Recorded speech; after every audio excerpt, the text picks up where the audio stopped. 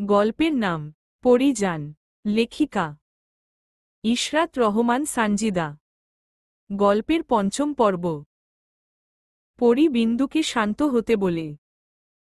পরি নিজে গিয়েও কিছু বলতে পারবে না, কেননা সে নিজেই চুক্তিবদ্ধ মায়ের কাছে।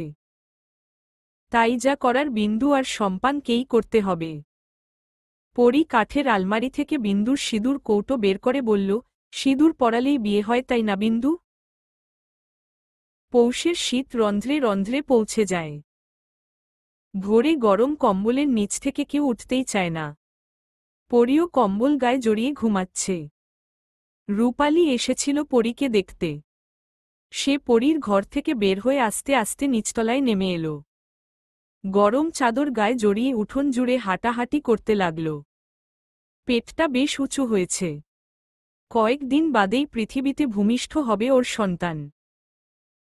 মা হওয়ার আনন্দ সব মেয়েরই থাকে, কিন্তু কেন জানি রূপালী সে আনন্দ পাচ্ছে না। সেদিনের পর তো কবির আর তার কোনো খবর নেয়নি। নেয়ার সাহসও নাই। এই বাড়িতে পা রাখলে কবির প্রাণ নিয়ে ফিরতে পারবে কি সন্দেহ। যদি রূপালীকে কবির ভালোবাসত তাহলে সে প্রাণের মায়া না করে ঠিকই আসত। রূপের মোহে কবির তাকে বিয়ে করেছে ঠিকই, কিন্তু ভালোবাসতে পারেনি। তার কাছে মেয়েদের দেহটাই প্রধান।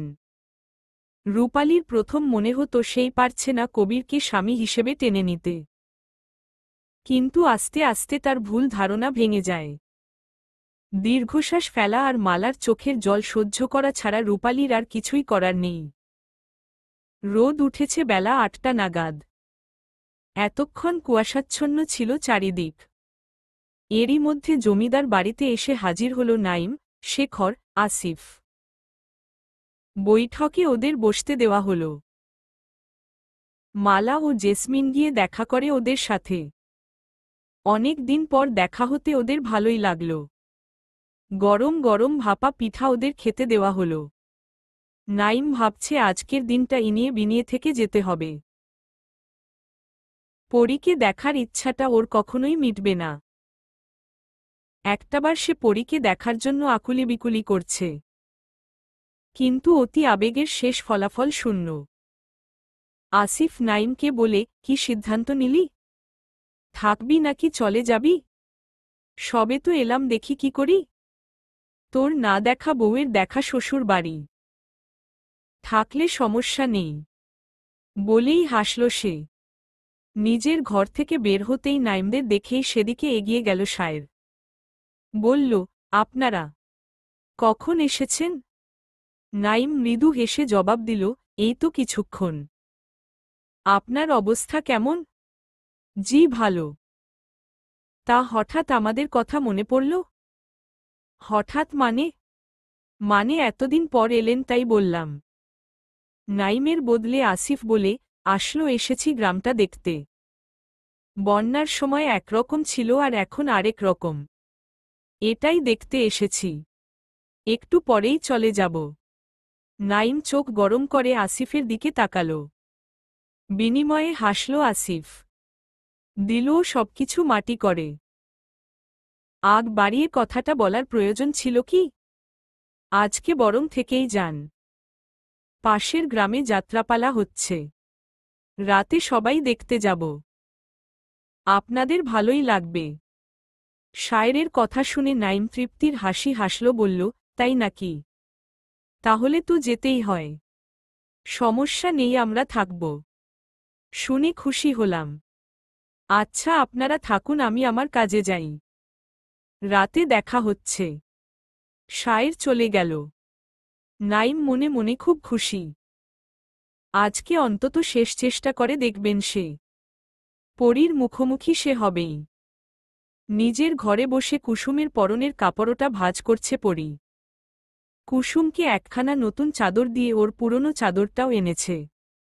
এমনকি জুতোটাও কুসুমের। কোনো রকম ঝুঁকি নিতে প্রস্তুত নয় পরী। আজকে রাতের আধারে বের হবে সে। অনেক বড় একটা সিদ্ধান্ত নিয়েছে পরী। বিন্দু আর সম্পানের বিয়ে দেব সে, তাও নিজে দাঁড়িয়ে থেকে। বিন্দুকে বলেছে যাতে সে সম্পানকে সব বলে। সম্পান ও রাজি। আর কি চাই? পরিকল্পনা অনুযায়ী পশ্চিমের জঙ্গলের মধ্যে একটা পুরনো কালী মন্দির আছে। ওখানেই বিয়ে সম্পন্ন হবে।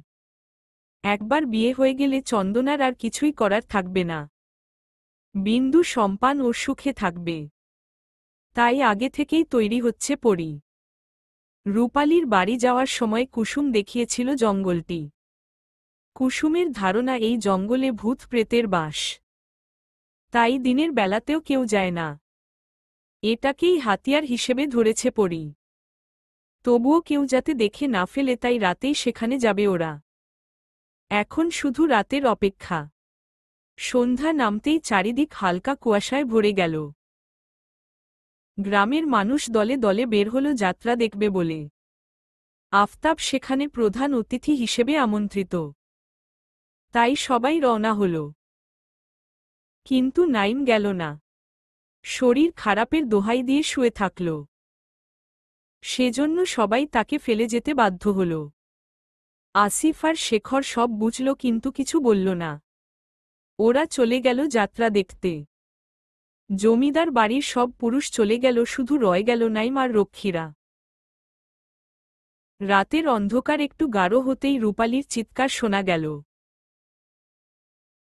রূপালীর প্রসব বেদনা শুরু হয়েছে। বাড়িতে একটা হইচই পড়ে গেল। ইতিমধ্যে কয়েকজন মহিলা এসে পড়েছে।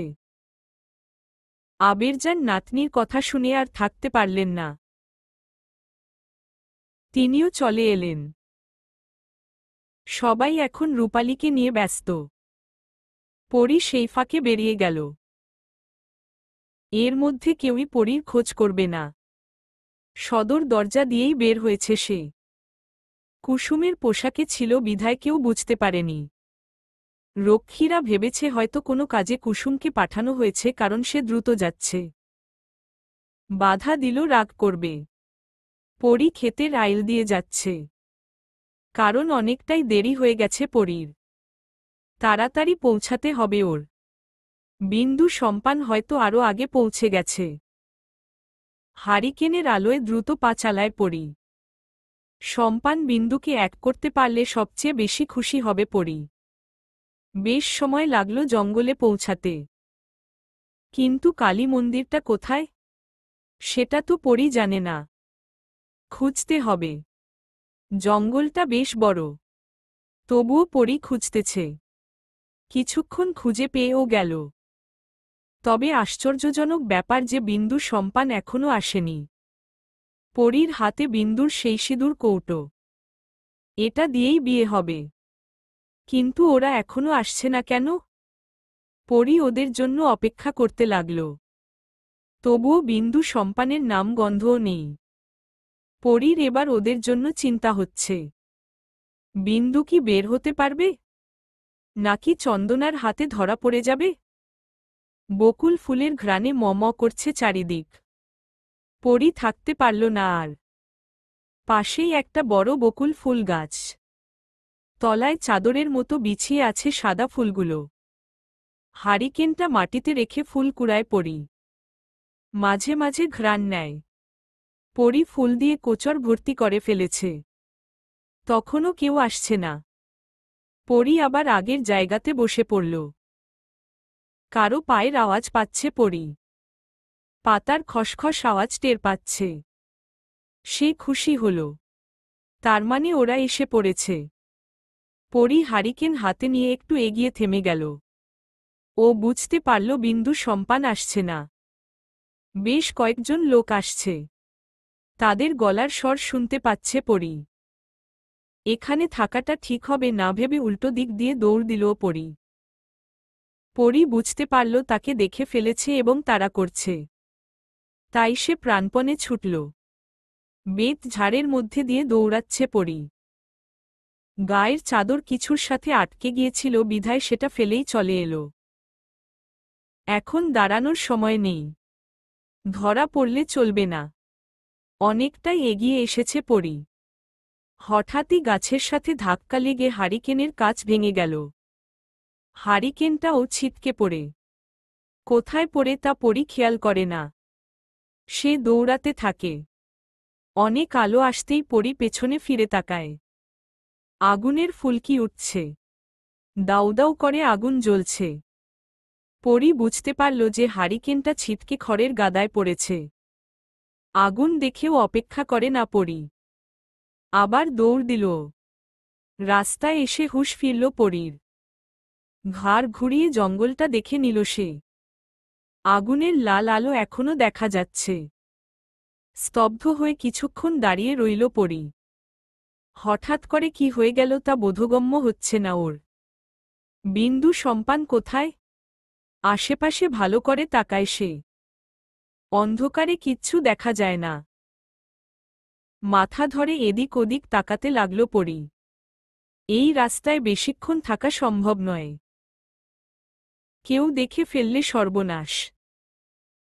চাদরটাও হারিয়ে গেছে। মুখটা শাড়ির আঁচল দিয়ে ঢাকল পরী। তারপর হাঁটা ধরে বাড়ির পথে। এক পা এগোতেই পায়ে ব্যথা অনুভব করে পরী। জুতো খুলে দেখে তাতে বড়সড় বেল কাটা বিঁধে আছে। টেনে কাটা বের করার চেষ্টা করে পরী। কিন্তু পারে না, তাই জুতো খুলে খালি পায়ে রওনা হল। ঠান্ডা মাটি, তার উপর গায়ে চাদর নেই। তাছাড়া শরীর জ্বালাপোড়া করছে খুব। শরীরের কিছু কিছু জায়গায় কেটে ছিঁড়ে গেছে। এতক্ষণ উত্তেজনায় পরী কিছু টের না পেলেও এখন পাচ্ছে। অন্ধকারে খুঁড়িয়ে খুঁড়িয়ে হাঁটতে লাগল পরী। কোনোরকম পথ চিনে বিন্দুর বাড়িতে গেল। অনেক মানুষের জটলা বিন্দুদের বাড়ি। চন্দনা মাটিতে হাত পা ছড়িয়ে কাঁদছে আর সম্পানকে গালমন্দ করছে।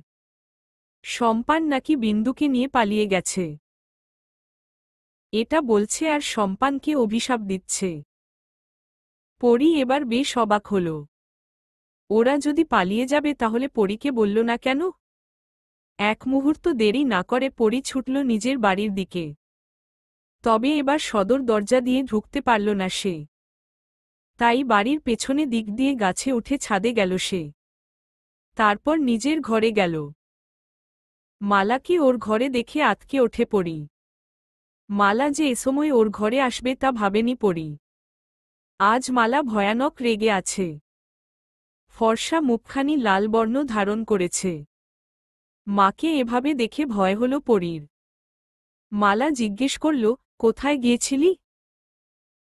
পরী চট জলদি জবাব দিতে পারল না। মালা অপেক্ষাও করল না। ঠাস করে চড় মেরে দিল পরীর গালে। এমনিতেই পরীর শরীর দুর্বল। তাই সে তাল সামলাতে না পেরে পড়ে গেল। মালা পরীকে টেনে তুলে আবার থাপ্পড় দিল। পরপর কয়েকটা থাপ্পড় দিতেই রক্ত লাল হয়ে গেছে পরীর গাল দুটো। শক্ত হাতের মারে রক্ত জমাট বেঁধে গেছে যেন। পরী চুপচাপ রইল। মালা চিৎকার করে উঠল, বলল, এই দিন কি দেখতে চাইছি আমি? তোরে সব বিপদ থাইকা আগলাইয়া রাখতে ঘর থাইকা বাইর হইতে দেই না। কেন জানোস? কারণ সুন্দরের কদর সবাই করে না। লালসার চাহনি অনেক ভয়ঙ্কর। সুন্দর সবাই ধরতে চায়। চোখ দিয়া তারা শরীরে হাত দেয়। তোরে সেই সব থাইকা বাঁচাইতে ঘরে আটকাইয়া রাখি। আর তুই রাইত বিরাইতে বাইরে যাস। আমার কথা তো বুঝোস না।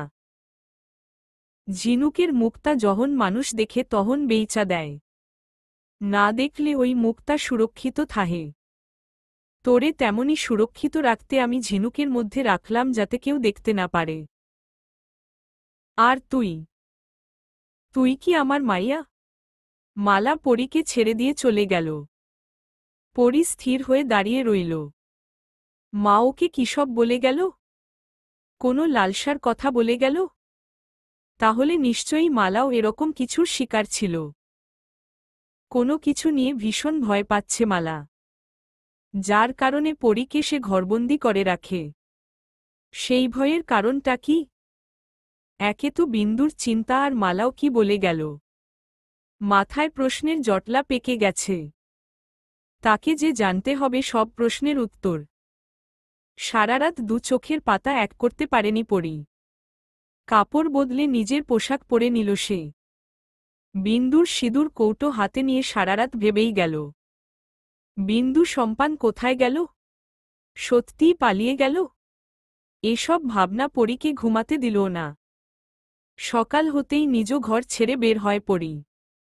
হাতে তার তখনও সিঁদুর কৌটো আছে। সেটা পরী খেয়াল করল না। বাইরে এসে দেখে অন্দরের উঠোন ভর্তি মহিলা। সবাই রূপালীর ঘরে উকি দিচ্ছে। পরী দ্রুত রূপালীর ঘরে যায়। নবজাতককে দুগ্ধ পান করাচ্ছে রূপালী।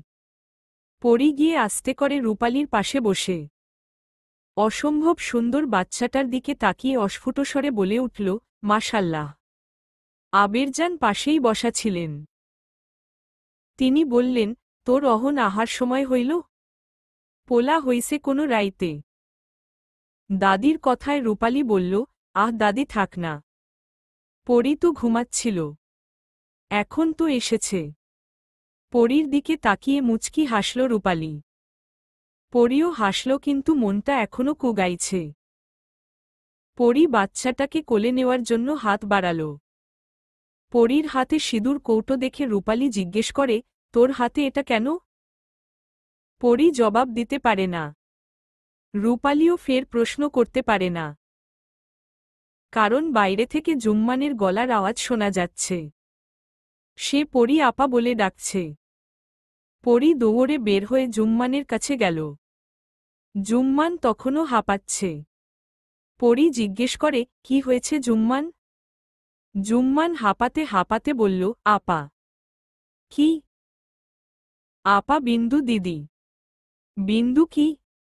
ভয় কথা বলতে পারছে না জুম্মান। শরীর এখনো কাঁপছে জুম্মানের। পরী চিৎকার করে জুম্মানকে ঝাঁকিয়ে বলে, বল না বিন্দুর কি হয়েছে? বিন্দু দিদি পশ্চিম জঙ্গলে গাছের ডালে ঝুলতাছে আপা। জুম্মানকে সরিয়ে পরী দৌড় দিল। মালার সাথে সাথেই পরীকে টেনে ধরে। কিন্তু এবার মায়ের কোনো বাধা মানে না পরী। ঝাড়ি মেরে মালার হাত ছেড়ে দৌড়ে চলে যায়। আজ পরী ভুলে গেছে মায়ের দেয়া কসম। ভুলে গেছেন নেকাব পরতে। ভুলে গেছে নিজের সৌন্দর্য লুকাতে। যে পরীর সৌন্দর্য পর্দার আড়ালে লুকানো ছিল আজ সেই পরী পর্দা ভেদ করে বের হয়েছে। সব ভালোবাসা সুখকর হয় না। পায় না সে নিজস্ব পূর্ণতা। কিয়ৎকালের জন্য সুখ দিয়ে সারা জীবন দেয় বেদনা। প্রহরগুলোতে আনন্দ দিল, ঋতু জুড়ে দেয় বেদনা। ভালোবাসা কি আদৌ সুখ দেয়? ভালোবাসা ছাড়া কি বেঁচে থাকা যায় না? ভালোবাসা যদি সুখ দিত তাহলে বিশ্বজুড়ে ভালোবাসাতে ভরে যেত। কষ্ট চেনার সাধ্য কারো হতো না। সবার ক্ষেত্রে ভালোবাসা আনন্দময় হয় না। ভালোবাসা নামক সুখ পাখিটা সবার জীবনে ডানা ঝাপটাবে। কিন্তু পাখিটা কি আদৌ পোষ মানবে কি? সবাই তো পোষ মানাতে পারে না। কিছু অবহেলায় পাখিটা চলে যায়, আবার কেউ যত্ন করেও পোষ মানাতে পারে না। ভাগ্য যে কাকে কোথায় নিয়ে যাবে তা কেউই জানে না। বিধাতার লিখন যে কেউ খণ্ডাতে পারবে না। বিন্দুর জীবনে সুখ পাখিটা ডানা ঝাপটেছিল। ধরা দিয়েছিল বিন্দুর হাতে। কিন্তু যত্নেও পোষ মানাতে ব্যর্থ বিন্দু। যার কারণে তার শাস্তি পেয়েছে সম্পানও। সম্পানের কিছু প্রহর আনন্দে কেটেছে, কিন্তু বাকি ঋতুগুলো বোধহয় আনন্দ আর কখনোই আসবে না। প্রিয়তমা তার সাথে করে সেই সুখটুকুও যে নিয়ে গেছে। তাই সে তার সুখের স্থির দেহের পাশে বসে শেষ দেখা দেখে নিচ্ছে। মুখের অজস্র কাটা ছেঁড়া তার প্রিয়তমার। তার মধ্যে থেকেই সুখ খুঁজে যাচ্ছে সে। অথচ কত কষ্ট দিয়েই না তার সুখের প্রাণটা তার দেহ থেকে বের করে নেওয়া হয়েছে। রাস্তা দিয়ে দৌড়ে আসছে পরী। গায়ের চাদরটা বৈঠকে পড়ে গেছে আসার সময়ে। গাঢ় কুয়াশার ভেতর দিয়ে দৌড়াতে দৌড়াতে ফর্সা শরীরে বিন্দু বিন্দু শিশির কণা জমেছে। চুলের খোপা যে কখন খুলে পিঠ ছড়িয়েছে তা সে টেরি পায়নি। পরীর দৌড় থামল বিন্দুকে দেখে। দূর থেকে স্পষ্ট দেখা যাচ্ছিল বিন্দুর মুখখানা। একটু থেমে পরী দৌড়ে গিয়ে ধপ করে সম্পানের পাশে বসে পড়ল। জঙ্গলের ভেতরে গাছের ডালে বিন্দুর লাশ ঝুলতে দেখা যায়। সকালে ভোরে গ্রামেরই কেউ যাচ্ছিল কালী মন্দিরে। হঠাৎই তার চোখ যায় গাছের ডালে থাকা ঝুলন্ত বিন্দুর দিকে। এই খবর ছড়িয়ে পড়তে সময় লাগে না। কেউ কেউ ভেবেছিল যে বিন্দু আত্মহত্যা করেছে, কেননা সবাই জানে বিন্দু সম্পানকে ভালোবাসে, আর বিন্দুর বিয়ে অন্য ছেলের সাথে ঠিক হয়েছে। বিন্দু তাই মানতে না পেরে আত্মহত্যার পথ বেছে নিয়েছে। কিন্তু লাশ নামাতে গিয়ে সবাই বুঝল বিন্দু আত্মহত্যা করেনি। মেয়েটার ক্ষত বিক্ষত শরীর, তাই তার আসল প্রমাণ। বিন্দুর পরনের লাল পাড়ের সাদা শাড়িটি দিয়ে গলা পেঁচিয়ে গাছের ডালে ঝুলানো ছিল। বিন্দুর লাশ জঙ্গলের বাইরে এনে শোয়ানো হয়েছে। শাড়িটিও ওর গায়ে জড়িয়ে দেওয়া হয়েছে। একে একে ভিড় জমতে লাগল। নিজের প্রাণপ্রিয় সখীর স্থির দেহের দিকে তাকিয়ে আছে পরী। কি সুন্দর মায়াবী চোখ বিন্দুর! ওই চোখজোড়া খুলে আর দেখবে না পরীকে, দেখবে না ভালোবাসার সম্পানকে। গজদন্তিনী আর হাসবে না, আর সে হাসিতে পরীও মুগ্ধ হবে না। সে আর দৌড়ে জমিদার বাড়িতে উঠবে না, হবে না মায়ের হাতের মার খাওয়া। ঘুম কাতুরে বিন্দু আজ চিরকালের জন্য ঘুমিয়ে পড়েছে। শত ডাকেও সে সাড়া দিবে না। পরী আলতো করে বিন্দুকে ঝাঁকিয়ে বলে, এই বিন্দু, তুই ঘুমিয়ে আছিস কেন? ওঠ, এত ঘুমালে চলে? তুই তো বিয়ে করতে এসেছিস। এই দেখ, আমি এসেছি, সম্পান মাঝি এসেছে। তোর আর সম্পান মাঝির বিয়ে হবে। ওঠ না, আমার আসতে দেরি হয়েছে বলে রাগ করে ঘুমিয়ে থাকবি? ওঠ, ওঠ না, ওঠ বিন্দু। না, বিন্দুর সাড়া নেই। যে মেয়েটা পরীর এক ডাকে দৌড়ে চলে আসে, আজ সেই মেয়েটা পরীর শত ডাকেও উঠছে না। পরী বিন্দুর দেহ ধরে ঝাঁকুনি দিচ্ছে আর উঠতে বলছে। কিন্তু মৃত ব্যক্তি কি কখনো জীবিত হতে পারে? তাই বিন্দুও উঠল না। পরী এবার বিন্দুকে ছেড়ে দিয়ে সম্পানের দিকে তাকালো, বলল, সম্পান মাঝি, তুমি বললে বিন্দু ঠিক উঠবে। তুমি ওরে উঠতে বলো। তোমরা বিয়ে করবা না? আমার বিন্দুরে ঘরে তুলবা না? চোখের পানিতে বক্ষ ভেসে যাচ্ছে পরীর, কিন্তু সম্পান এখনো চুপ করে দেখছে বিন্দুকে। হঠাৎ করেই সম্পান পরীর হাত থেকে সিঁদুর কৌটো নিয়ে নিল। হাতে কৌটোর সব সিঁদুর ঢেলে রাঙিয়ে দিল বিন্দুর সিথি। ঠোঁটের কোণে স্নিগ্ধময় হাসি ফুটল সম্পানের। সে বলল, তোরে খুব সুন্দর লাগতাছে বিন্দু। একেবারে বউ। তুই তো চাইছিলি আমার বউ হইতে, আমার হাতের সিঁদুর পরতে। দেখ, আমিও সিঁদুর পরাইছি। আয়নায় একবার দেখ, কত সুন্দর লাগতাছে তোরে। না থাক, তুই তো ঘুমাইতাছোস। উঠলে দেহিস। অহন ঘুমা তুই। সম্পান মাঝি, কি বলো এইসব তুমি? বিন্দু। সম্পান পরীর দিকে তাকিয়ে তর্জনী আঙুল মুখে চেপে বলল, হুসসস বিন্দু, ঘুমায় পড়ি। কথা কইও না। চুপ থাকো, চুপ থাকো। সম্পান আবার বিন্দুকে দেখায় মন দিল। পরী থাকতে না পেরে চেপে ধরে সম্পানের কলার। নিজের দিকে সম্পানকে ঘুরিয়ে বলে, তুমিও কি পাগল হয়ে গেলে সম্পান মাঝি?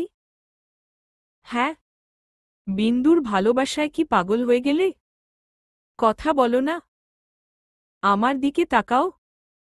গ্রামের সবচেয়ে সুন্দর মেয়েটাও আজ সম্পানের চোখ সরাতে পারছে না বিন্দুর থেকে। ভালোবাসা তো এমনই হওয়া উচিত। সৌন্দর্য থাকবে না, কিন্তু মাধুর্য থাকবে অপরিসীম। সে ভালোবাসায় মন জুড়াবে। পরী সম্পানকে ছেড়ে আবারও বিন্দুকে ডাকতে লাগল। নারী পুরুষের ভিড় জমেছে। সবাই পরীকে অবাক হয়ে দেখছে। যে মেয়ের চেহারা কোনো পুরুষ দেখেনি, আজকে কত শত পুরুষ দেখে নিল সেই পরীকে। শোক পালনের থেকে এখন সবাই পরীকেই দেখে চলেছে। কিন্তু পরীর সেদিকে কোনো খেয়াল নেই। চন্দনা বিন্দুর খবর শুনে বেশ কয়েকবার জ্ঞান হারিয়েছে। পরে সেও এখানে চলে এসেছে। এসেই হাউমাউ করে কাঁদতে লাগল চন্দনা। বলতে লাগল, ও আমার বিন্দু রে, তুই কেন আমাগো ছাইরা গেলি? একটু চাইয়া দেখ। বিলাপ করছে চন্দনা। ইন্দু আর সখা ও দিদির জন্য কাঁদছে। মেয়েকে এমতাবস্থায় দেখে মহেশ ও নিস্তব্ধ হয়ে দাঁড়িয়ে আছে। চন্দনার কান্না আর সহ্য হল না সম্পানের। দুহাতে চেপে ধরে চন্দনার গলা। মাটিতে ফেলে আরো জোরে চেপে ধরে সম্পান। শ্বাস বন্ধ হয়ে আসে চন্দনার। চোখ উল্টে গেল তৎক্ষণাৎ। সম্পান বলতে লাগে, তোর লাইগা আইজ এই অবস্থা। তোর লাইগা বিন্দু আমারে ছাইরা চইলা গেছে। আমি তোরে শেষ কইরা ছাড়মু। মহেশসহ কয়েকজন মিলে সম্পানকে টানতে লাগল। কিন্তু ছাড়াতে পারছে না। এই মুহূর্তে সম্পানের শক্তির পরিমাণ দ্বিগুণ বেড়েছে। দূর থেকে নাইম এসব দেখতে পেল।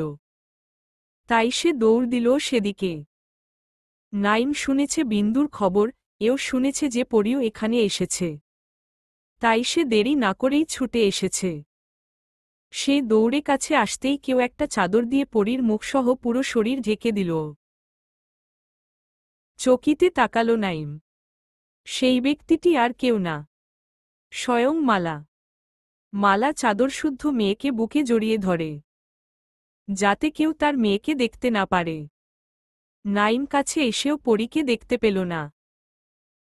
মায়ের সান্নিধ্য পেয়ে পরীও নিজেকে গুটিয়ে নিল। ঠান্ডা শরীরটা একটু উষ্ণতায় নেতিয়ে গেল। পরীর কান্নার আওয়াজ বা কথার আওয়াজ ও শোনা গেল না। কুসুম এসে বলে, বড় মা, বড় কর্তা আইব তো।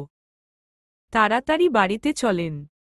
মাথা নেড়ে মালা পরীকে গাড়িতে উঠিয়ে বাড়িতে নিয়ে গেলেন। একটুর জন্য নাইম পারল না পরীর মুখ দেখতে। আর একটু জলদি আসলেই দেখতে পারত।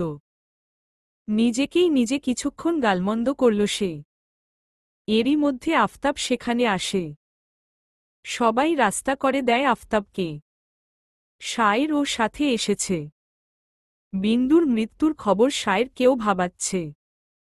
মেয়েটাকে এভাবে নৃশংসভাবে হত্যা করল কারা? পুলিশকে খবর আগেই দেওয়া হয়েছিল।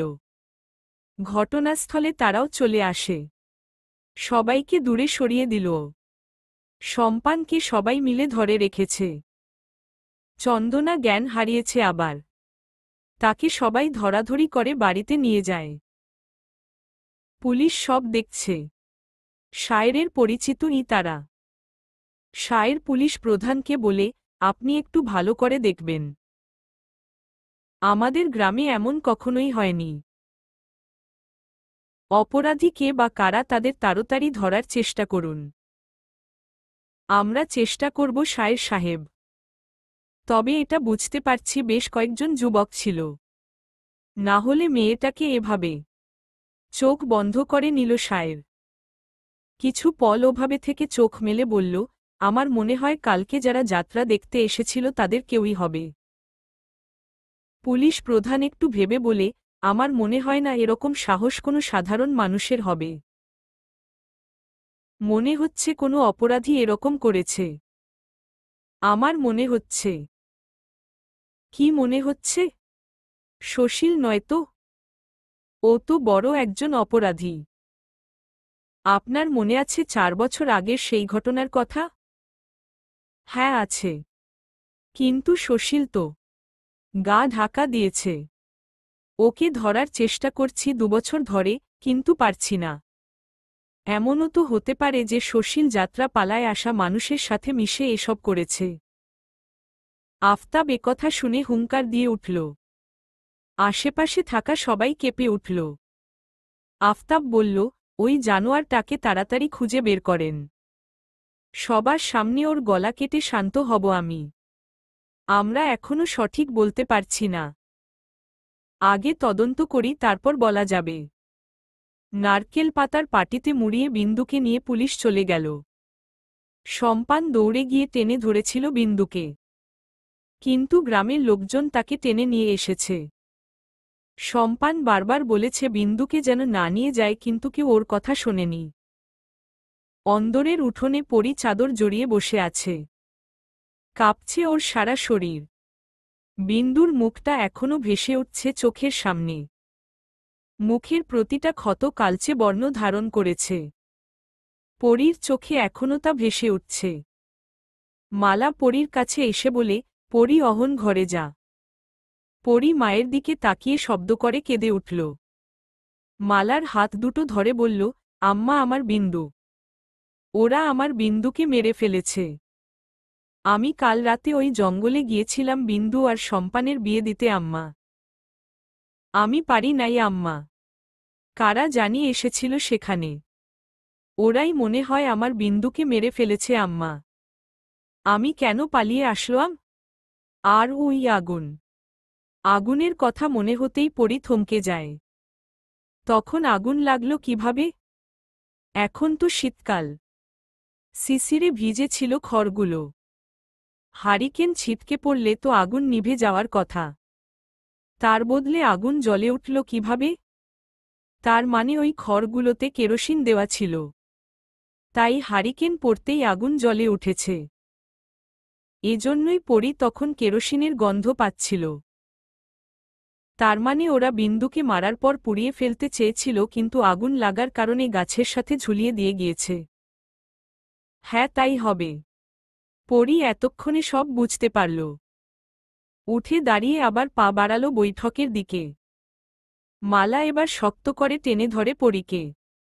বলে, অনেক হইছে পরী। আর না। তুই আর বাইর হবি না। আমার কসম। আম্মা আমাকে আব্বার কাছে যেতে হবে। সব বলতে হবে। বিন্দুকে ওরা পুড়িয়ে ফেলতে চেয়েছিল। কাল রাতে সবকিছু আমি জানি। আমি বলবো সব। ওদের ধরে কঠোর সাজা না দিল আমি শান্ত হব না। ওদের শাস্তি হবে। পুলিশকে খবর দেওয়া হয়েছে। ওনারা ঠিক খুঁজে বের করবে। আফতাব কথাগুলো বলতে বলতে অন্দরে ঢুকল। পরী সেদিকে তাকিয়ে বলল, কি বলেছে পুলিশ? জানতে পেরেছে কিছু? কারা করেছে খুন? উত্তেজিত হয়ে গেছে পরী। আফতাব বলে, পুলিশ সন্দেহ করছে সুশীলের উপর। আগে সুশীলকে ধরুক, তারপর জানা যাবে। পরী সাথে সাথেই চিৎকার করে উঠল। ঘোর বিরোধিতা করে বলল, না, সুশীল এই কাজ করতে পারে না। আপনি ওদের মানা করুন। এ কাজ অন্য কেউ করেছে। পুলিশের থেকে বেশি বোঝো তুমি? যাও, ঘরে যাও। মেয়ে মানুষ এত কথা বলো কেন? আপনি বোঝেন না? আপনার কি কোনো দায়িত্ব নেই নাকি? কিসের জমিদার আপনি? পরীকে রাগারাগি করতে দেখে মালা বলে, পরী, বাপের লগে খারাপ কথা কওয়ার সাহস পাইলি কই তুই? আম্মা উনি বোঝে না কেন সুশীল খুন করে নাই। মালা রেগে গিয়ে জিজ্ঞেস করে, তুই কেমনে জানলি সুশীল খুন করে নাই? সুশীল বেঁচে থাকলে তো খুন করবে আম্মা। 2 বছর আগে আমি নিজ হাতে সুশীলকে খুন করছি আম্মা, নিজের হাতে। নূরনগরের পার্শ্ববর্তী এলাকার বেশ স্বনামধন্য ব্যক্তি সম্রাট মির্জার একমাত্র পুত্র সুশীল। একমাত্র সন্তান হওয়ায় বাবা মায়ের একমাত্র আদরের সে। যখন যা চায় তাই পায়। ছেলের আবদার পূরণ করতে করতে কখন যে ছেলেকে বিপথে পাঠিয়ে দিয়েছেন তারা নিজেরাও বুঝতে পারেননি। বুঝতে পেরেছে শেষ সময়ে। এখন সম্রাট তার ছেলেকে ঠিক করতেই পারছেন না। বেশ কয়েকবার জেল থেকে টাকা দিয়ে ছাড়িয়ে এনেছেন। তবুও ছেলের অন্যায় কমাতে পারছে না। নিষিদ্ধ জায়গায় গিয়ে নিষিদ্ধ মেয়েদের সাথে মেলামেশা আর নেশা করতে করতে চরিত্রটাই বকে গেছে। ওই খারাপ চোখের লোলুপ দৃষ্টি পড়ে রূপালীর উপর। রূপালী তখন স্কুলের 10ম শ্রেণীর ছাত্রী। ওর সাথে সবসময় একজন রক্ষী থাকত বিধায় সুশীল শুধু লালসার দৃষ্টি দিত। বারবার চেষ্টা করেও রূপালীর ধারে কাছে সে ঘেঁষতেও পারে না। এতে দিন দিন আরও ক্ষিপ্ত হয় সুশীল। সবসময় হিংস্র বাঘের মতো ওত পেতে থাকত। কিন্তু সে তার শিকারকে ঘায়েল করতে পারত না। তবে একদিন সে সুযোগ এসেই গেল।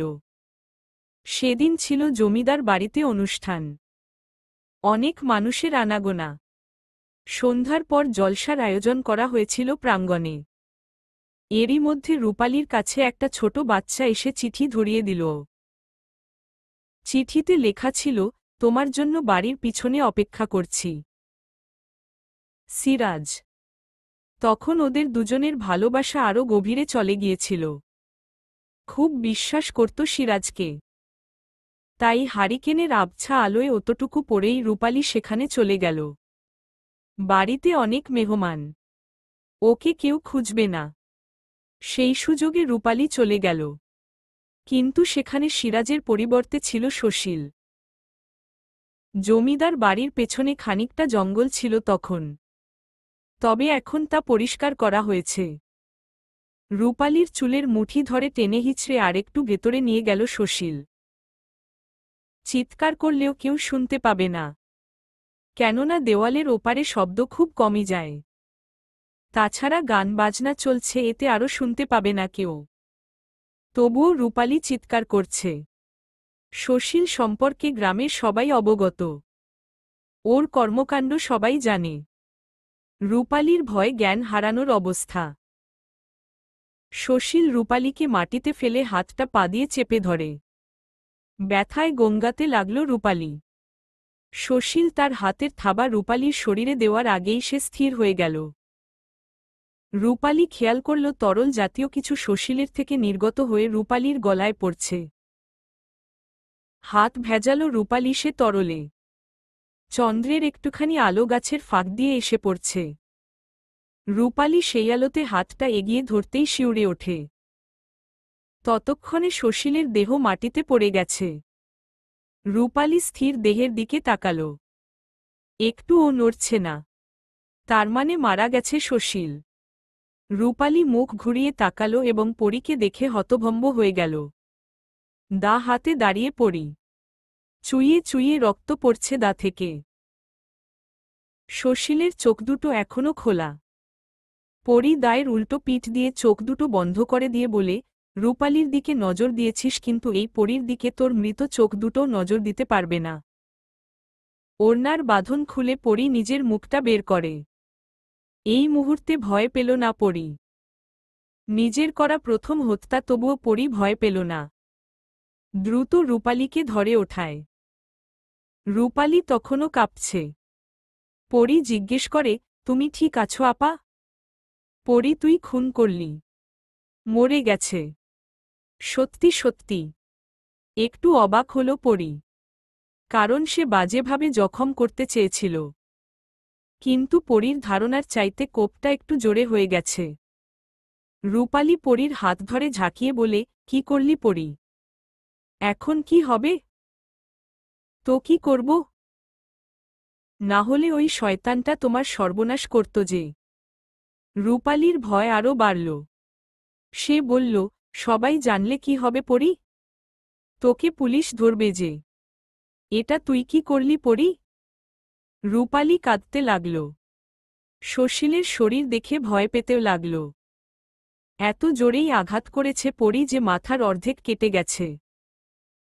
রাতের বেলা ঠিকমতো দেখা যাচ্ছে না। দিন হলে রূপালী নির্ঘাত জ্ঞান হারাত। পরী রূপালীর হাত ধরে টেনে নিয়ে যেতে লাগল। আর বলতে লাগল, এত বোকা তুমি কি করে হও? ওই কাগজের লেখাটা সিরাজ ভাই লেখেনি। হাতের লেখা বোঝনি তুমি?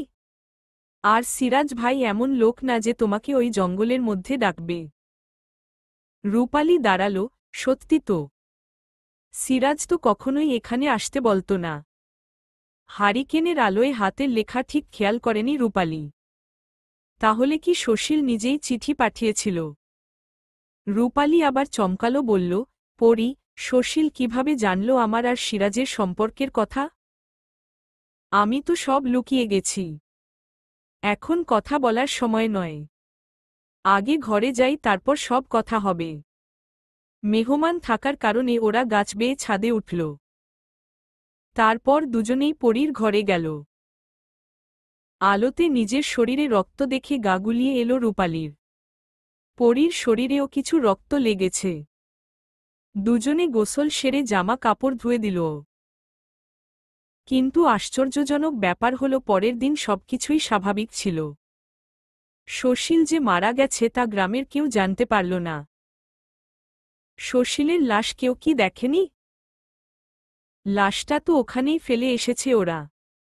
তাহলে সুশীলের পরিবার ও তার খোঁজ করেনি, কারণ কদিন আগে সে একটা মেয়েকে নির্মমভাবে হত্যা করেছে। সেজন্য পুলিশ তাকে খুঁজছে। সুশীলের বাবা ওকে ভারত পাঠানোর ব্যবস্থা করেছিল। বাবার কাছ থেকে বিদায় নিলেও সুশীল গ্রামেই পলায়িত ছিল। সুশীলের নজর রূপালীর দিকে তখনও অটুট। তাই ভারতে যাওয়ার আগে রূপালীর উপর শেষ থাবা দিতে চেয়েছিল, কিন্তু ও নিজেই শেষ হয়ে গিয়েছে। সম্রাট ভেবেছে হয়তো তার ছেলে ভারতে চলে গেছে। পরী কিছুতেই বুঝতে পারছে না সুশীলের লাশ কোথায়। সেজন্য ওই জঙ্গলে পরী যেতে চাইলে রূপালী আটকে দেয়, বলে, তুই যাবি না পরী। ভালোই হয়েছে কেউ জানে না। পুলিশ জানাজানি হলে তোকে ধরে নিয়ে যাবে। একটু চুপ থাক পরী। তুই একজন গ্রামের মেয়ে, সেভাবেই পড়ে থাক। এত গোয়েন্দাগিরি করবি না। দেখ আম্মা কিন্তু তার বড় মেয়েকে হারিয়েছে। এখন আমাদের হারালেন আম্মার কি অবস্থা হবে ভেবেছিস কখনো? এত সাহসী হওয়া ভালো না পরী। বোনের কথায় মনক্ষুণ্ণ হল পরীর। মালাকে সে অসম্ভব ভালোবাসে। মালাকে সে আর কষ্ট দিতে চায় না। তাই কিছু ঘেঁটে দেখতে পারল না সে। ওই ঘটনা চাপা পড়ে গেল পরী রূপালীর মাঝে। আরও কেউ আছে যে লাশ সরিয়েছে। সে কে তাও চাপা পড়ে গেল। পরী এরপর থেকে নিজেকে বদলে ফেলল। একজন গ্রামের মেয়ে তৈরি করল নিজের মধ্যে। আজ পরী নিজের পুরনো সত্তায় ফিরে এসেছে। সেদিন খুন ইচ্ছা করে করেনি পরী।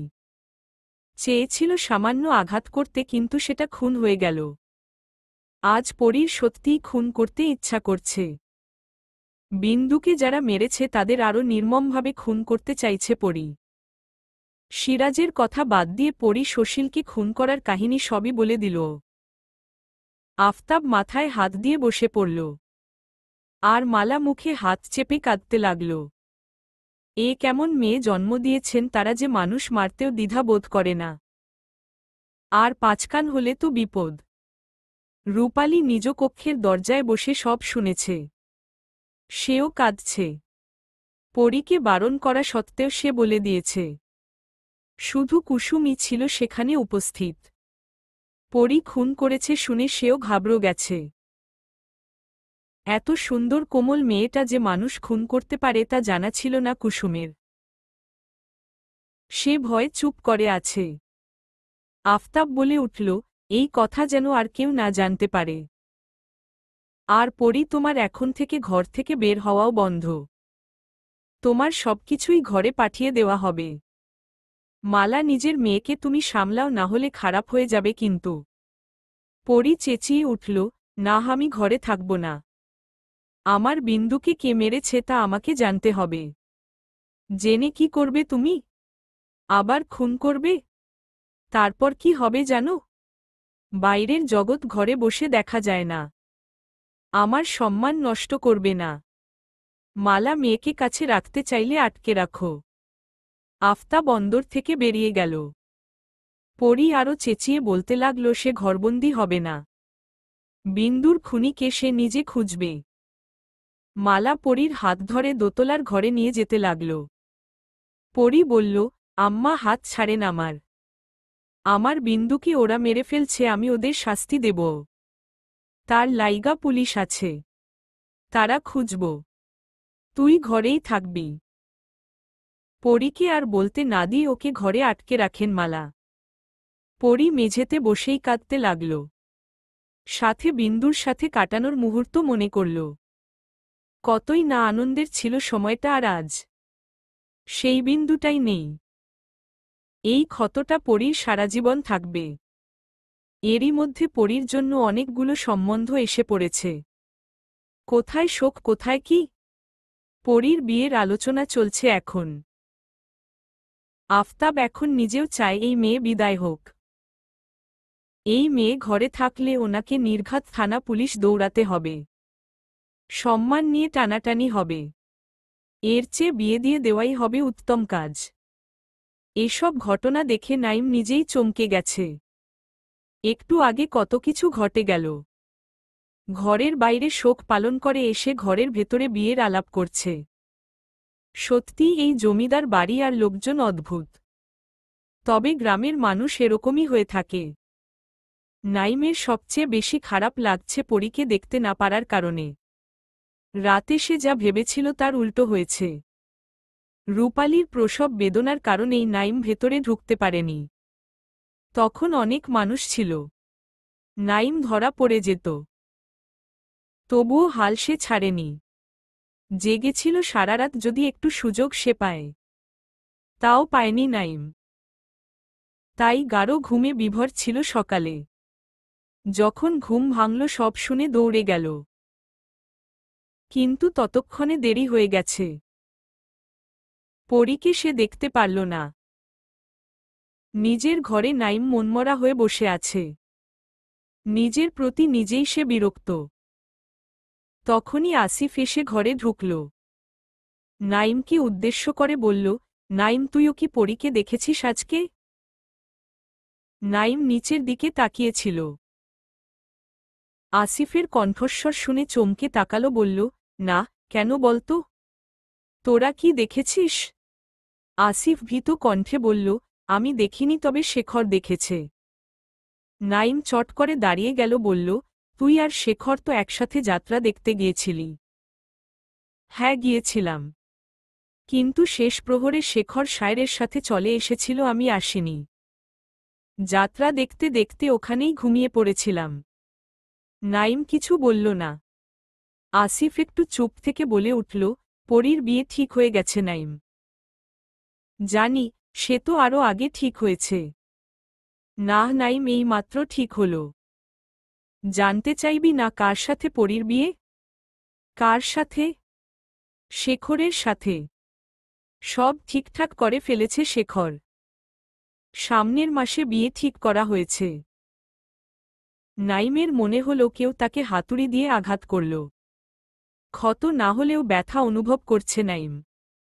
সব জেনে শেখর এটা কিভাবে করতে পারল? নাইম ঘর থেকে বের হতে নিলে আসিফ বলে, গিয়ে লাভ নেই। শেখর শহরে চলে গিয়েছে। সে আমাদের সাথে আর সম্পর্ক রাখবে না। নাইম এবার বেশ রেগে গেল। সে বাইরে বের হতে হতে বলল, ওর সাথে শেষ কথা তো আমাকে বলতেই হবে। কোলাহলপূর্ণ শহরের রাস্তায় যানবাহনের আনাগোনা। গাড়ির হর্নে কান তবদা দেয়। ফুটপাত জুড়ে রয়েছে ছোটখাটো দোকান। মানুষের ভিড়ে চলাফেরা করা মুশকিল। গ্রামে শীতকাল চললেও শহরে শীতের ছিটেফোঁটাও নেই। এ যেন চৈত্র মাস। লোকজনের মাঝে শীত নিজেই ঢুকতে পারছে না। কথাটা বেশ হাস্যকর মনে হলেও এটাই বাস্তব। নাইম রিকশায় বসে আছে। জ্যামে আটকে গেছে সে। আটকেছে গিয়ে একেবারে সূর্যের নিচে। গাছের ছায়াও নেই সেখানে।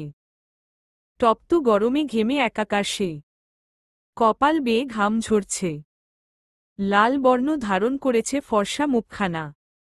পকেট থেকে রুমালটা বের করে ঘাম মুছে নিল সে। জ্যাম ছাড়তেই রিকশা চলতে লাগল। শেখরের বাসার সামনে নামল নাইম। ভাড়া মিটিয়ে এগিয়ে গেল সে। চারতলা বিল্ডিংয়ের দোতলায় থাকে শেখর। কলিং বেল চাপতেই শেখরের ছোট বোন এসে দরজা খোলে। নাইমকে দেখে সে খুব খুশির হল। ভাইয়ের বন্ধু হিসেবেই অত্যন্ত ভালো জানে সে নাইমকে।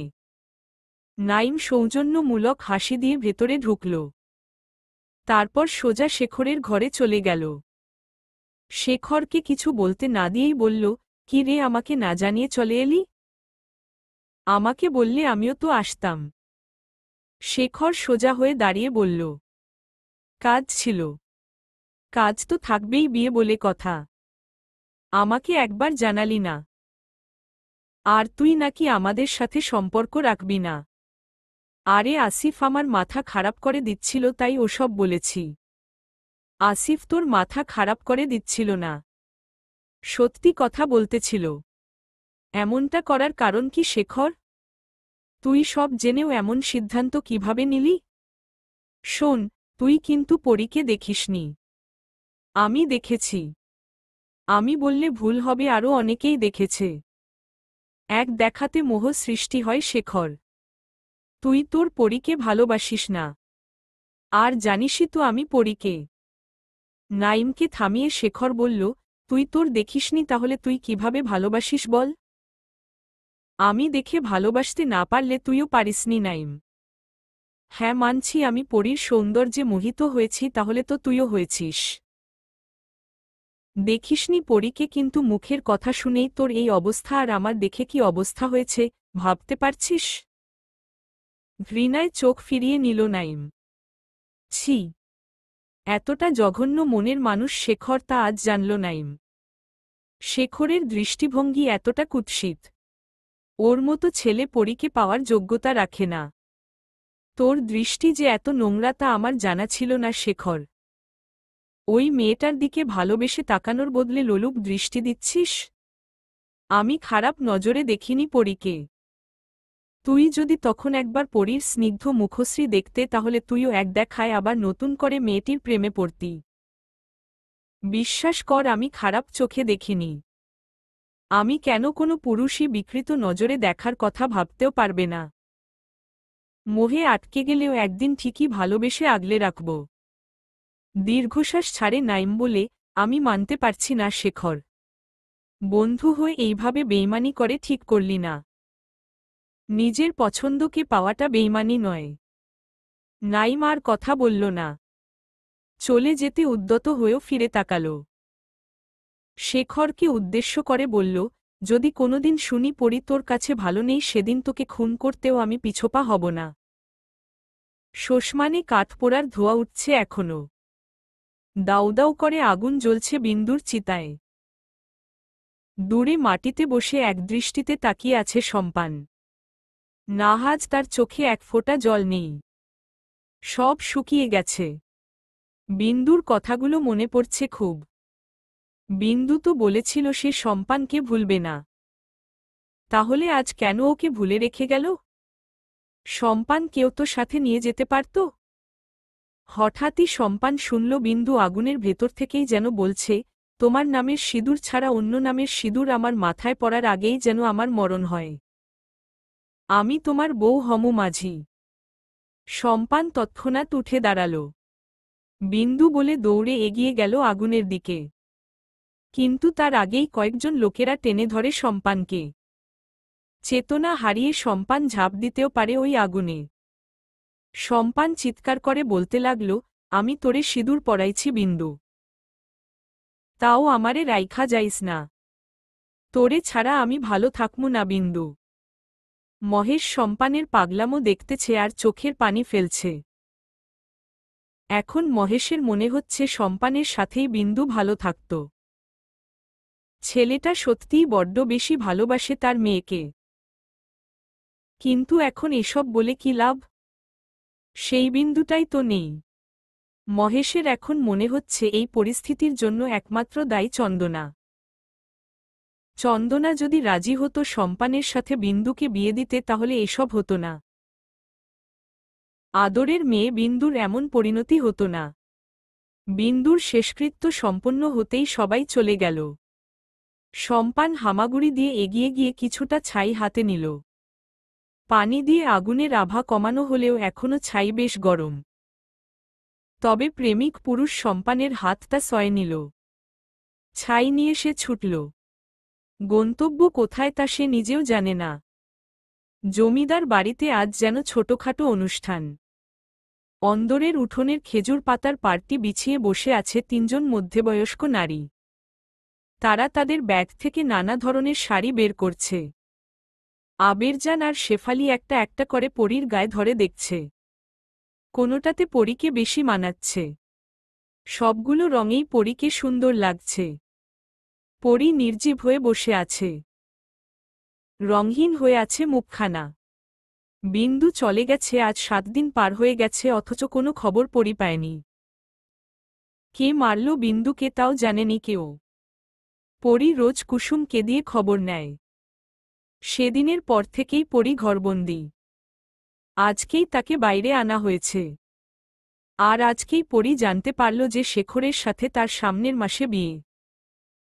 অন্য কোনো সময় হলে পরি হয়তো কিছু বলত, কিন্তু আজ তার কিছুই ভালো লাগছে না। প্রাণহীন মনে হচ্ছে নিজেকে। পরীকে নিশ্চুপ বসে থাকতে দেখে আবেরজান বলল, এই এমনে চুপ থাকলে হইব? চোখ ঘুরাইয়া দেখ, কোনোটা পছন্দ হয়? বিরক্ত হল পরি বলল, তুমিই দেখো দাদি। কাপড় পইরা তো আমি জামাইয়ের কাছে খাড়ামু না তুই? দেখ। পরি এবার বেশ চটে গেল।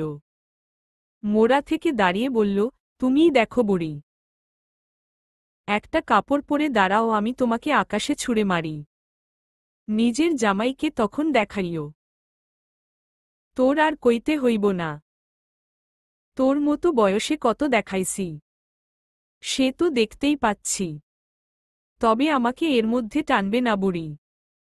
পরি নিজের ঘরে চলে গেল। কিছুক্ষণ পর রূপালী কুসুমকে দিয়ে কয়েকটা শাড়ি পাঠালো পরীর ঘরে। পরি তখন পড়ার টেবিলে বসে সোনালির খাতাটা নেড়ে দেখছিল। কুসুম আস্তে করে পরীর পাশে দাঁড়িয়ে বলে, আমার অনেক কষ্ট হইতাছে বিন্দুর লাইগা আপা। আপনিও কষ্ট পাইতাছেন জানি, কিন্তু এখন আপনার বিয়া না দিলও পারত। আপনার মনটা তো ভালা নাই।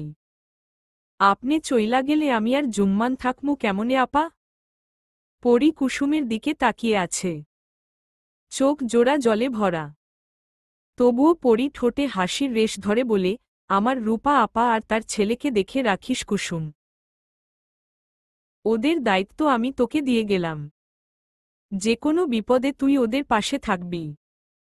কথা দিলাম আপনেরে আমি হ্যাগো পাশে থাকমু। পরি হাসল। কুসুম ওকে অনেক বিশ্বাস করে। পরি জানে কুসুম তার কথার খেলাপ করবে না। এতে ওর প্রাণ সংকটে হলেও না। আজ রাতে ফিরতে অনেক রাত হয়ে গেল শায়রের। সামনের মাসে পরির বিয়ে।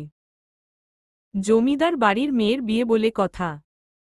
এখন থেকেই টুকটাক কাজ সারতে হবে। সেজন্য শায়ের শহরে গিয়েছিল। আসতে আসতে তাই অনেক রাত হয়ে গেছে। বৈঠকে গিয়ে আগে কলপার থেকে হাত মুখ ধুয়ে নিল। তারপর নিজের ঘরে গেল। হারিকেনের আঁচ কমানো ছিল, সেটা বাড়িয়ে দিয়ে পেছনে ফিরতেই দুকদম পিছিয়ে গেল শায়ের। সামনের জলচৌকিতে কেউ বসে আছে। সেটা যে পরি তা শায়েরের বুঝতে বেগ পেতে হল না। নেকাবের আড়ালে থেকেই পরি বলল, ভয় পেলেন নাকি? এত রাতে আপনি আমার ঘরে কেন এসেছেন? পরি শান্ত গলায় জবাব দিল, বিন্দুকে কারা মেরেছে আমি এখনো জানতে পারিনি। তবে পুলিশ তদন্ত। বাকিটুকু শায়ের বলতে পারল না। পরি মৃদু চিৎকার করে বলে, কথা ঘোরাবেন না। আমি জানি আপনি সব জানেন। হারিকেনের টিমটিম আলোতে পরীর চোখে প্রকাশিত পাচ্ছে ক্ষোভ। শায়ের চুপ করে আছে পরীর ধমকে। পরি উঠে দাঁড়াল শায়েরের সামনে। আশেপাশে তাকিয়ে শায়ের দেখল কেউ আছে কি না। যদি কেউ দেখে ফেলে তাহলে পরীকে কিছু বলবে না, কিন্তু শায়েরকে অনেক কিছুই শুনতে হবে তার। সে বলল, কেউ দেখলে খারাপ ভাববে। তাছাড়া আপনার সামনে বিয়ে, একটু ভেবে কাজ করবেন। আমাকে নিয়ে ভাবতে আপনাকে হবে না। আপনাকে নিয়ে ভাবছি না আমি, নিজেকে নিয়ে ভাবছি। কেউ দেখে ফেললে আমারই বিপদ। ওসব কথা থাক। বিন্দুকে কারা মেরেছে আমি সত্যিই জানি না। আমাকে জানার অধিকার আপনার বাবা দেয়নি। বিস্মিত হল পরি। বলে, মানে? ভালো করে বলুন। আমাকে এই ব্যাপার থেকে দূরে থাকতে বলা হয়েছে। দেখুন, আমাকে ঠিক যতটা বলা হয় ঠিক ততটুকুই করি। আপনি কেন ভুলে যাচ্ছেন যে আমি আপনার বাবার গোলাম মাত্র? আমাকে তিনি যা বলেন আমি তাই করি। প্রশ্ন করার অধিকার আমার নেই। বিন্দুর মৃত্যুর কথা জানলেও কাউকে বলতে আমি পারব না। আপনার বাবাই সবাইকে বলবেন। পুলিশ এখনো কাউকে ধরতে পারেনি।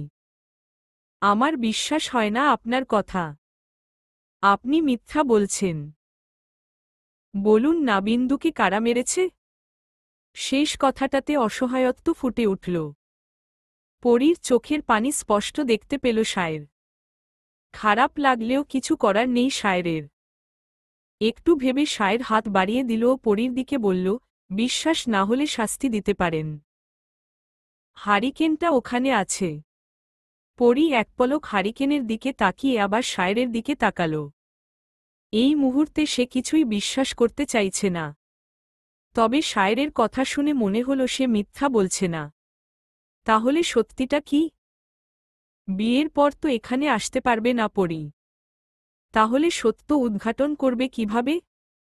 ছোট্ট মস্তিষ্কে আর চাপ নিতে পারছে না পরী। তাই বিনা বাক্যে প্রস্থান করল। বিন্দুর চলে যাওয়ার আজ ২২ দিন। পুলিশ এখনও কোনো হদিস পায়নি। তাদের ধারণা আসামিরা গা ঢাকা দিয়ে আছে। এখন ওদের ধরা অসম্ভব। তাই কেসটা এমনভাবে সাজাতে হবে যেন সবাই ভুলে গেছে বিন্দুর কথা। তবে ওত পাতাই থাকবে। এখন শুধু আসামিদের বের হওয়ার পালা। সন্দেহ তাদেরই করা হয়েছে যারা যাত্রাপালায় ছিল, কিন্তু বিন্দুর মৃত্যুর পর তাদের কোনো খবর নেই। কুসুম এসে কথাগুলো পরীর কানে তুলল। পরী কিছু বলল না। কুসুমের খারাপ লাগছে পরীকে এভাবে দেখে। যে মেয়েটা সারা অন্দর ঘুরে বেড়াত সেই মেয়েটা কেমন চুপচাপ হয়ে গেছে। কুসুম হঠাৎ প্রশ্ন করে বসে, আচ্ছা আপা, আপনি যে খুন করলেন আপনের ডর করে নাই? কুসুম ভেবেছিল পরী রাগ করবে ওর কথায়। কিন্তু পরী তা করল না।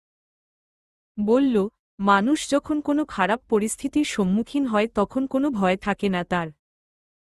আমারও তাই হয়েছিল। তখন কি করব ভেবে পাচ্ছিলাম না। তাই রাগের বশে খুন করে ফেললাম। পরে অবশ্য আমি নিজেও ভয় পেয়েছিলাম। কিন্তু আপাকে বুঝতে দেইনি। আপনের অনেক সাহস আপা। আমি তো মুরগি জবাই দেখতে ভয় পাই। আর আপনের মানুষ জবাই করলেন। জানোয়ার জবাই করতে ভয় কিসের? কুসুম দাঁত বের করে হাসল। সবসময় সঠিক জবাব পায় সে পরীর থেকে। মালাকে আসতে দেখে কুসুম হাসি বন্ধ করে দাঁড়িয়ে গেল। মালা পরীর মুখোমুখি বসল। হাতে একটা কাপড়ের তৈরি ব্যাগ। ব্যাগ থেকে বেশ কিছু গয়না বের করে বলল, দেখ তো পছন্দ হয়। পরী গয়নাগুলোর দিকে তাকাল না। মালার দিকে তাকিয়ে রইল। কুসুম উকি দিয়ে বলে, একদম খাঁটি সোনা আপা। একবার দেখেন। হেসে পরী বলে, আমি খাঁটি সোনাই দেখতাছি কুসুম। মালা অবাক হয়ে তাকালো পরীর পানে। কাঁদছে পরী। মালার নিজের চোখেও অশ্রুরা ভিড় করল। মেয়ের মাথায় হাত বুলিয়ে দিয়ে বলল, কান্দোস কেন? আপনাকে রেখে আমি যাব না আম্মা। মালাকে জড়িয়ে ধরে কেঁদে ওঠে পরী। কাঁদতে কাঁদতে বলে, আমাকে তাড়িয়ে দেবেন না আম্মা। আমি আপনার কাছে থাকতে চাই। মালাও কাঁদছে। পরীকে যতটুকু শাসন করেছে তার দ্বিগুণ ভালোবেসেছে। পরীকে বুঝতে দেয়নি। পরীর সুরক্ষার জন্য কসম দিয়ে ঘরবন্দি করে রেখেছিলেন মালা। তিনি চাননি সোনালি আর রূপালির মতো কাউকে পছন্দ করে ঠকুক তার ছোট মেয়ে। কষ্ট পাক, তাছাড়া সকল খারাপ দৃষ্টি থেকে আগলে রেখেছে পরীকে। না জানি পরীর স্বামী তাকে কতটা সুরক্ষা দেব। কিন্তু মালা তার পূর্ণ দায়িত্ব পালন করেছেন। তার এখন কোনো আফসোস নেই। উপরওয়ালার কাছে সে সম্মানের সহিত ছোট মেয়ের কথা বলতে পারবে। এটাই তার প্রশান্তি। পরীকে সান্ত্বনা দিয়ে মালা বললেন, সব মাইয়া গো একদিন পরের ঘরে যাইতে হয় রে। দোয়া করি তুই যেন সুখী হোস।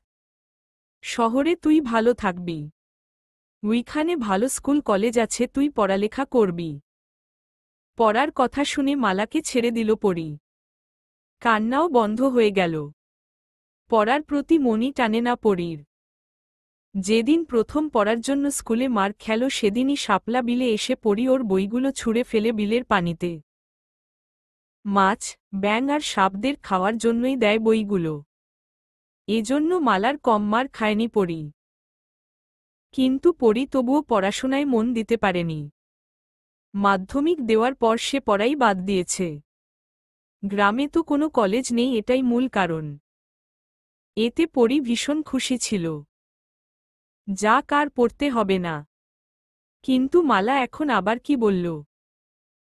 মাথা ঘুরছে পরীর। মালা এটাই চেয়েছিলেন, পরি যাতে কান্না বন্ধ করে। সেজন্যই পড়ার প্রসঙ্গ তুলেছেন। মালা মেয়ের হাত ধরে কাছে টেনে বলে, শহর কেমন তা আমি জানি না। সাবধানে থাকবি, একলা বাইর হবি না। জামাইরে নিয়া যাবি। জামাই শব্দটাতে যেন বিষম খেলো পরি। সে তো শেখরকে ঠিকমতো চেনেই না। কিভাবে মানিয়ে নেবে শেখরের সাথে পরি? চিন্তায় পড়েছে সে। মালা ততক্ষণে চলে গেছে, কুসুমও গেছে। পরীর চেতনা ফিরতেই চোখের সামনে ছড়িয়ে রাখা গয়নাগুলো দেখতে পেল। তাতে হাত বুলিয়ে বলল, এই গয়না কি সুখ দিতে পারে? টাকা পয়সা কি শান্তি দেয়? তাহলে এত ঐশ্বর্য থাকতে আমি কেন একটুকরো সুখ পাই না? অট্টলিকায় সুখ না থেকে যদি কুঁড়ে ঘরে সুখ থাকে, তাহলে আমি ওই কুঁড়ে ঘরে যেতে চাই। পরীর ইচ্ছাগুলো রং ওঠা চার দেয়ালের মাঝেই সীমাবদ্ধ রইল। তারাও যেন বুঝে গেছে পরী কি চায়। জীবনে যে ভালোবাসাই সব। ধন সম্পদ দিয়ে কি হবে যদি ভালোবাসা না থাকে? পরী ভাবছে শুধু, তার জীবনে কোনো মানুষটা সঠিক হতে পারে? দিন পেরিয়ে রাত, রাত পেরিয়ে দিন। প্রকৃতির নিয়ম মেনে সময় এগিয়ে যাচ্ছে। ঘনিয়ে আসছে জমিদার কন্যার বিয়ের দিন। উৎসবে মেতেছে পুরো গ্রাম। দলে দলে মেয়েরা অন্দরে ঢুকছে নববধূকে দেখার জন্য। বিদায় দেওয়ার পূর্বে পরীকে সবাইকেই দেখে নিচ্ছে। বয়স্করা পরীকে দোয়া দিচ্ছে। আর পরী চুপচাপ তা মাথা পেতে নিচ্ছে। নতুন সাজে সাজানো হচ্ছে জমিদার বাড়িকে। সবকিছুর তদারকি করছে সায়ের। দম ফেলানোর সুযোগ নেই তার। গায়ে হলুদের সব জিনিসপত্র গুনে গুনে অন্দরে পাঠাচ্ছে সে। একটু পরেই গায়ে হলুদ শুরু হবে। হলুদ কাপড় পরিয়ে পিঁড়িতে বসানো হয়েছে পরীকে। রূপালিও এসেছে, ছেলেকে শেফালির কাছে রেখে এসেছে। হলুদ বাটছে একজন মহিলা। পরী অন্যমনস্ক হয়ে বসে আছে। পিঠ ছড়ানো চুলগুলো, হাতে চুড়ি আর হলুদ রঙে পরী যেন ঝলমল করছে। এই পরীকে দেখে আজ যেন প্রকৃতি হিংসে করছে। তাই তো সূর্যকে আজ লুকিয়ে রেখেছে। রূপালী তাড়া দিয়ে বলে, আপনারা তাড়াতাড়ি করুন। এই শীতের মধ্যে কতক্ষণ বসে থাকবে? এরপর গোসল করাতে হবে। কুসুম গরম পানি নিয়ে আয় না। সবাই খুব তাড়াতাড়ি সব করতে লাগল। প্রথমে পরীকে মালা হলুদ ছোয়াল। কপালে গাঢ় চুম্বন করে বলে, সুখী হ। জেসমিন এই প্রথম পরীকে ছুঁয়ে দিল। মন্দ লাগল না পরীর। ওর মায়ের স্পর্শই যেন পেল। চোখ তুলে জেসমিনের দিকে তাকিয়ে মৃদু হাসল। জেসমিন ও কপালে চুমু এঁকে দিল। পরীর সারা শরীরে হলুদ মেখে দিল এক এক করে। আবেরজান তা দেখে বলে, অত হলদি মাখিস না। আমার নাতনি এমনই সুন্দর। অহন গোসল দে। আরেকজন রসিকতা করে বলে, নাত জামাইয়ের যে চান কপাল। আমাগো পরীর মতো মাইয়া পাইছে। হ, এই চান দেখলে তো আর ছাড়তে চাইব না। হাসাহাসির রোল পড়ে গেল সবার মধ্যে। পরী আগের মতোই বসে আছে। কুসুম গরম পানি আনল। গোসল করানো হলো পরীকে। গরম পানিতে গোসল করেও শীত লাগছে পরীর। ঠকঠক করে কাঁপছে। ঠোঁট দুটো নীল হয়ে আসছে। সারা শরীরে হলুদ মাখানোর ফলে হলদেটে হয়ে আছে ফর্সা দেহখানা। রূপালী আবার তাড়া দিতেই পরীকে ঘরে নিয়ে গেল। হলুদ শাড়ি পাল্টে লাল শাড়ি পরানো হল। আর কিছুক্ষণ পরেই বর আসবে। এরই মধ্যে মালা এলেন হাতে পায়েসের বাটি নিয়ে। নিয়ম অনুসারে পরীকে 3 বার খাইয়ে দিল মালা। তারপর বাকিটুকু ছোট ছোট ছেলেমেয়েদের খেতে দিল। গায়ে হলুদের আগেই পরীকে ভাত খাইয়ে দিয়েছিল স্বয়ং জেসমিন। আজ পরী কাউকে না করেনি। জেসমিনের খুব ভালো লাগল পরীর আচরণে। নিয়ম মতো পরী গায়ে হলুদের পর আর কিছুই খেতে পারবে না, শুধু ওই পায়েস বাদে। নিয়ম শেষে লাল বেনারসিতে সাজানো হলে পরীকে, বোনকে নিজ হাতে সাজালো রূপালী। সবশেষে লম্বা ঘোমটা টেনে দিয়ে বলল, মাশাল্লাহ, তোকে রাজকন্যার চেয়েও সুন্দর লাগছে পরী। বরের নজর ব্যতীত আর কারো নজর যেন না লাগে। হাসল রূপালী। পরী কপালে ভাঁজ ফেলে তাকালো রূপালীর দিকে। এটা কেমন দোয়া? বরের নজর পড়বে শুধু। পরীও হাসল রূপালীর দোয়া বুঝতে পেরে। আছরের আজান পড়ে গেছে। এখন বরযাত্রী এসে পৌঁছায়নি। শহর থেকে আসছে বিধায় আরও দেরি হচ্ছে। ঘুম এসে গেছে পরীর। ওর পাশে বসে থাকা মেয়েগুলোও ঝিমাচ্ছে। এই মুহূর্তে বিয়েটাকে অসহ্য লাগছে পরীর। এতক্ষণ বসে থাকতে ভালো কার লাগে। সময় পার হতে হতে মাগরিবের আজান দিয়ে দিয়েছে। এখন পরীর বিরক্ত লাগছে। ইচ্ছে করছে শাড়ি গয়না টেনে খুলে ফেলতে। রাগ প্রকাশ করতেও পারছে না। তখনই কয়েকজন মহিলা এসে পরীকে নিয়ে গেল বৈঠকে। পুরুষ নেই বৈঠকে। আফতাব, কাজী আর বরই পুরুষ। মেঝেতে খেজুর পাতার তৈরি বড় পাটিতে বসানো হল। সামনে টানানো হল পাতলা চাদর। উসখুস করছে পরী। শুধু কবুল বললেই আজ সে এক পুরুষদের অর্ধাঙ্গিনী হয়ে যাবে। তার উপর সমস্ত অধিকার পাবে পরী। কাজী সাহেব উচ্চস্বরে বলতে লাগল, নূরনগর গ্রামের জমিদার আফতাব উদ্দিনের কনিষ্ঠ কন্যা পরীকে 20,001 টাকা দেনমোহর ধার্য করে বিবাহ করতে আপনি কি রাজি? রাজি থাকে বলুন কবুল। পরী মাথা নিচু করে শুনছে। এই মুহূর্তে ওর অন্যরকম অনুভূতি হচ্ছে। পরী ভাবছে, এরকম অনুভূতি কি সব মেয়েরই হয়? অপর পাশ থেকে বেশ দেরি করেই উত্তর এলো, শেখর কি মেয়েদের মতো লজ্জা পাচ্ছে নাকি? অসহ্য লাগল ব্যাপারটা। এরপর কাজী পরীকে উদ্দেশ্য করে বলে, নবীনগর গ্রামের সাখাওয়াত সাহেবের একমাত্র পুত্র সেহরান শায়ের আপনাকে 20,001 টাকা দেনমোহর ধার্য করিয়া বিবাহ করিতে ইচ্ছুক। আপনি কি রাজি? তাহলে বলুন কবুল। চলবে ইনশাআল্লাহ।